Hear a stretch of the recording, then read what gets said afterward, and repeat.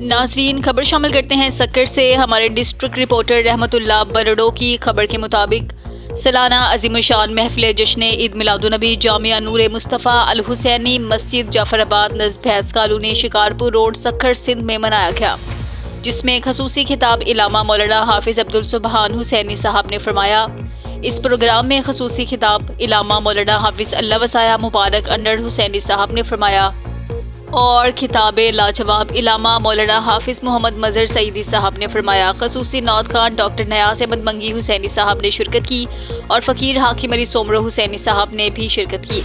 علامہ مولانا مولوی نور محمد کلہوڑو حسینی صاحب کی نگرانی میں یہ پروگرام منعقد کیا گیا اور اس میں خاص تعاون فقیر شفیع محمد لکھن، فقیر نواب علی، شاہد چانڈیو دادوالے، فقیر محمد علی، فقیر بہرل خان، فقیر اللہ ڈنو، فقیر شہزادو، فقیر مشتاق احمد، قربان علی، فقیر فضل حسین، محمد مٹھل میمن، فقیر عبدالغنی اور تمام شہریوں نے بھرپور انداز میں شرکت کی۔